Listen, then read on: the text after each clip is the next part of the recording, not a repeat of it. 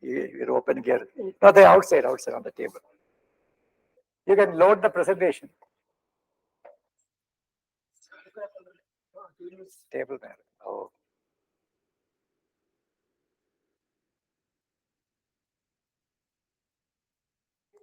So, उसी table.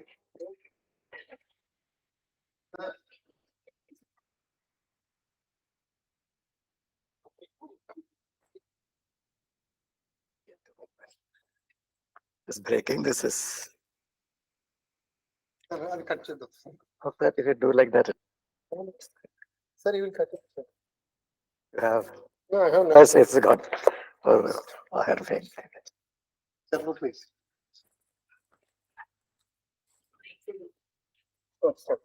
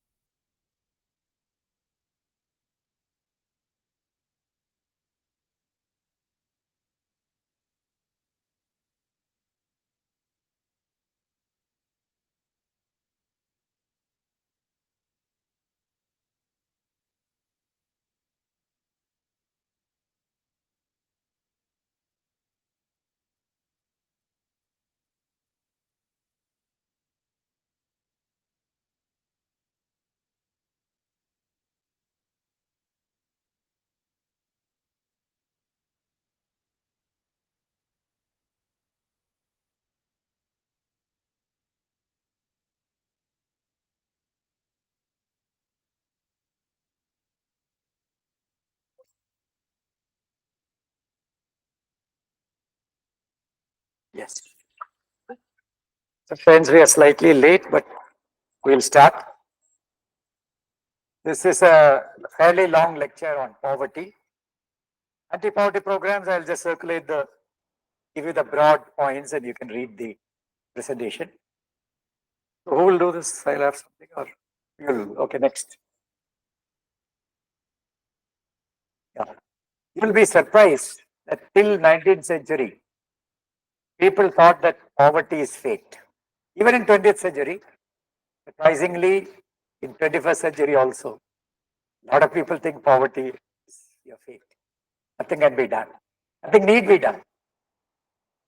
But about 200, 300 years ago, poverty was seen as a social good, which means people have to be poor for economic development. You'll be very surprised that a lot of people in India think that poverty need to exist to get cheap labor. In 2014, when government changed, we were all there. All the industrialists went and met Mr. Jetli, the new finance minister, and gave a representation. Remember, Dicky and all those big fellows, including Maruti. That's shocking. That Narega should be stopped or reduce the allocation. And the reason was we are not getting labor. Just imagine, Narega wage at that time was 150 rupees. And people were getting 50 days work. 7,500 they were getting in a year.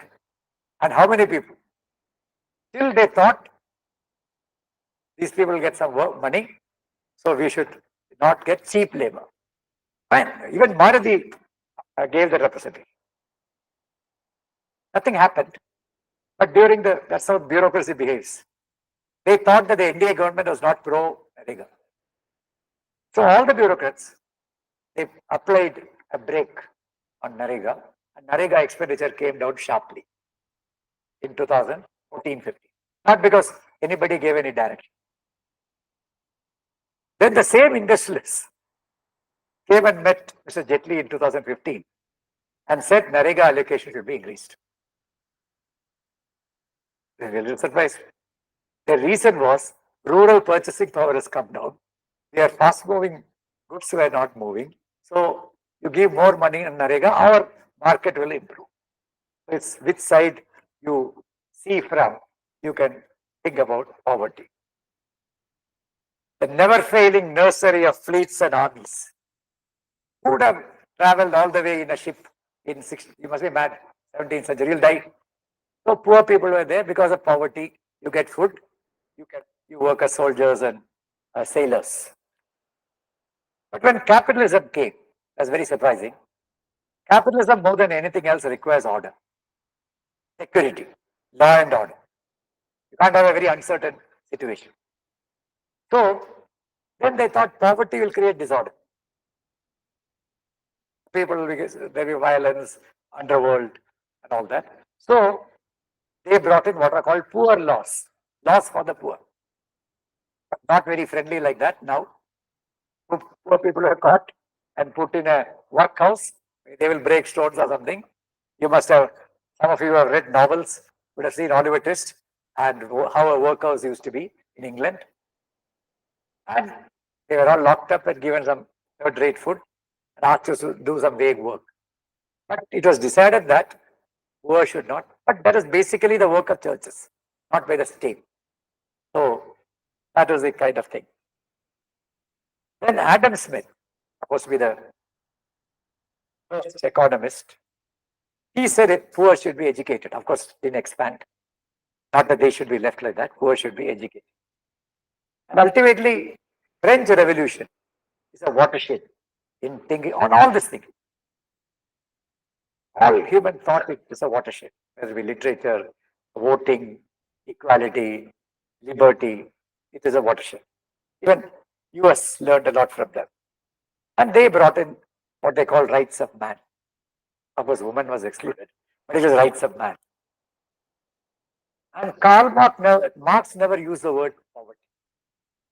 And even now in India, Orthodox communists don't use the word poverty. For them, it is class. And the capitalist system impoverishes the worker, and the worker will face all kinds of things, but they never use the word poverty. In the 19th century, a rudimentary poverty concept developed in England. Calculated real incomes below which people can't live. That's theoretical kind of by some local economists. Next. Then, for the first time, it was noted that poverty affects wealth generation. The representation which Indian industrialists gave in 2015. And the rich should be taxed. Ultimately, the whole world moved to welfare with the depression of the 1930s. Even US, which believed in pure free market, came with, does anyone know what was the Roosevelt's scheme? The New Deal. So that lot of welfare, everything was opened up. And post-World War II, all of Western Europe adopted the welfare scheme, essentially to combat communism. Otherwise, communism was spreading like wildfire, even in Europe. So they thought, let's look at the poor and do something. But with the advent of neoliberalism since 1980s, the concept of poverty received a setback in developed countries. So the conservatives said, no, people should work, people are lazy, all those concepts came. Now, absolute poverty is practically eliminated in West. Of course, US has a lot of poverty because of their social thinking and political thinking. But in developed countries, the discussion is more on inequality and social exclusion. Inequality, we all understand. US is one of the most unequal societies. Do you know which is the most unequal state in Kerala? In India?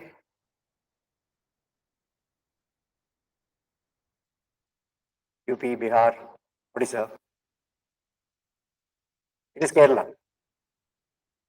But one of the most. I think 2017-18, it was by the Government of India's economic survey, Kerala had the worst inequality.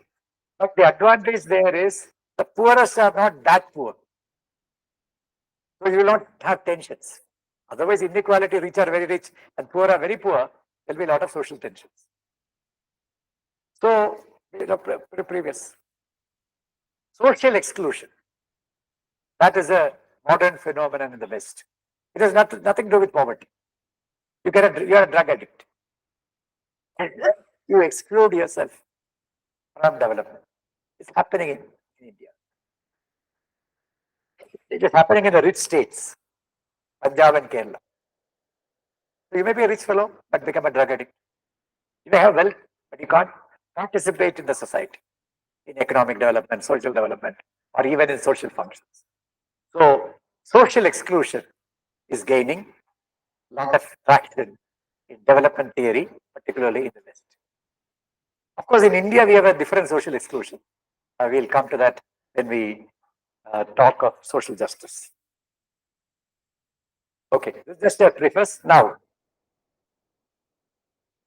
you see all this. This is poverty reduction. The one slide will tell you everything. You really have to understand poverty, you have to experience poverty. None of you in this room would have experienced poverty. So, rule it out. You have absolute poverty if you experience. I have not experienced, but that is a sure way. You go and ask a poor person, give your theory and say you have come out of poverty line. It's ultimate insult. But if you can't experience poverty, I'll come to that later, then you have to understand poverty. That's what we are all trying to do. And when you understand poverty, you can define poverty. And once you define, you need to measure poverty. And after measuring, each one is more difficult than the previous. After measuring, identifying the poor. And after identifying the poor, targeting programs. So this will be distributed to you. You don't have to just get the ideas in and read it today when it comes to you. Otherwise, you'll forget. Next. As I said, we cannot experience poverty. Most of you would not have, practically everybody. That kind of poverty. So it can be only by proxy, by empathy. What is empathy? Huh?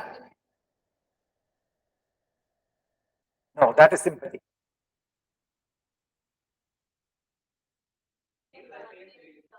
Yeah. Being able, it's a very, very difficult thing. Only the poets and artists can. To become the poor for some time. You transform yourself into a poor person. And then you can. And how can that be done? As I told you in the morning, field immersions. Going and understanding extreme levels of poverty. I'll give you one instance. I was very strongly pro-poor from an ideological sense, even in college, and joined IAS with that objective. I went to a tribal block, I said, volunteered. So I developed a lot of social volunteers among tribals. They were paid a small honorarium. We had very simple theories on developing. We said everybody should go to school, and everybody should have, I didn't know much development theory at that time. Everybody should be treated. Health, education. So I found in the Rattapadi, which had a population of about 5,000 tribal families, slightly less, there were only 7 persons who had passed SSLC and about 150 people who had completed SSLC. And a lot of people out of school. This was in 1987. So we said everybody should go to school from 5 till 15. So they were very bright tribal health guides. They were all from the tribal community. They went out and went to every house. And they pulled children, physically brought children, and got them admitted. So one girl, a tribal volunteer, she came and told me that they don't have good clothes to come to school. I said, what is it? This is not a fashion show. Put some torn cloth and bring her. Because as per rules, we can give 2 uniforms after we join the school. So when they said good clothes means that they were looking a little shameful, wearing a dirty cloth or torn cloth. Then I was shocked to find out they did not have even a piece of cloth for a 5-year child. In Malayalam, we call tort. Tort is a, what do you call it in Hindi? Towel. Very small towel they didn't have. They had a torn towel, but that will be very embarrassing to take the child to school with a torn towel. Do you understand what is poverty? I never thought such a thing would have existed in Kerala. So once you go deeper and deeper, you will find only through immersion. We launched, many of you would be doing that, at least in Tamil Nadu and Karnataka. Karnataka CRISP is involved. What they call poorest of the poor. Maybe 2% of the population, 3% of the population.